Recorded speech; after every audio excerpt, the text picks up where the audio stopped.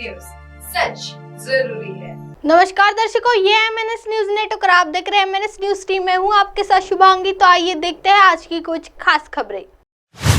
India meet के बाद बोली ममता, वक्त कम है। केजरीवाल ने कहा पूरे देश में होगी सीट शेयरिंग।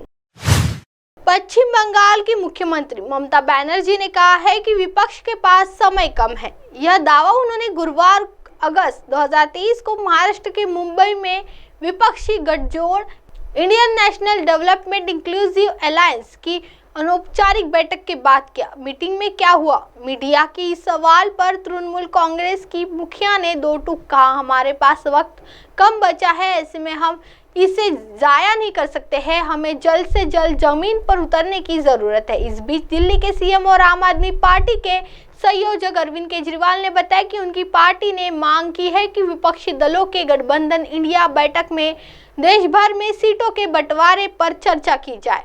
आप शासित दिल्ली और पंजाब में सीट शेयरिंग के मसले पर किए गए प्रश्न पर वो बोले, सीटों का बंटवारा गठबंधन के दलों के बीच पूरे देश में होगा। बिहार के पूर्व मुख्यमंत्री लालू प्रसाद ने कहा, मोदी सरकार गरीबी और बेरोजगारी को दूर करने और किसानों का कल्याण करने के मुद्दे पर ध्यान देने में विफल रही है।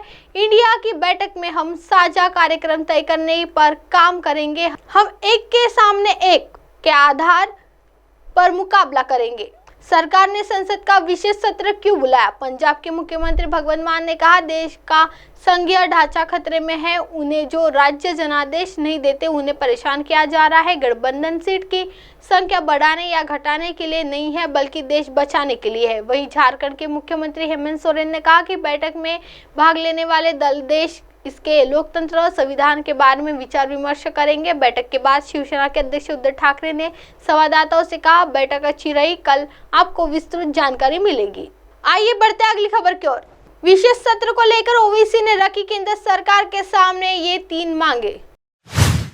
ऑल इंडिया मजलिस इत्तेहादुल मुस्लिम के अध्यक्ष असदुद्दीन ओवैसी ने गुरुवार को सरकार द्वारा 18-22 सितंबर तक बुलाए गए संसद के विशेष सत्र के लिए 3 मांगे रखी गई है। ओवैसी ने कहा कि सत्र के दौरान चीन के साथ सीमा मुद्दे पर चर्चा की अनुमति दी जानी चाहिए और न्यायमूर्ति रोहिणी आयोग की सिफारिश को लागू करने की भी बात कही। उन्होंने कहा कि प्रधानमंत्री नरेंद्र मोदी से मांग की, जो जमीन हम चीन के हाथों खो चुके हैं उस पर संसद के अंदर बहस होनी चाहिए।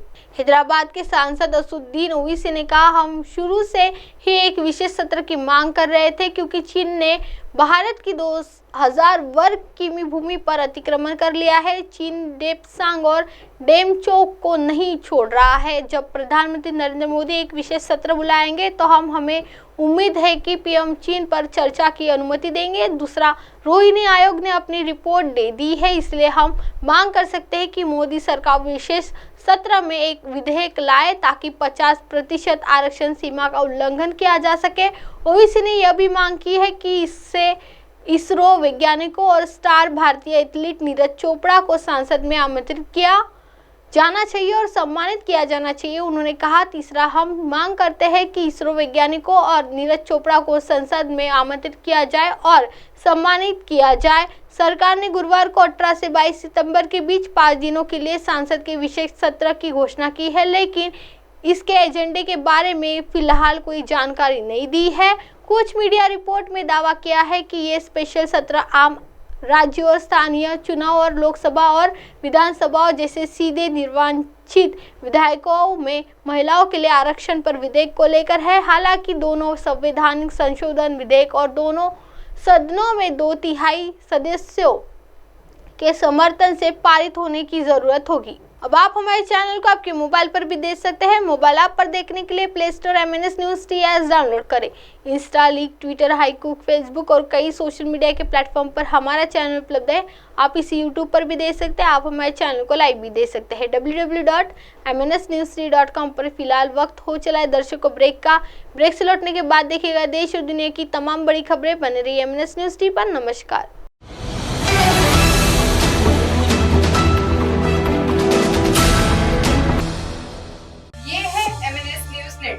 और आप देख रहे हैं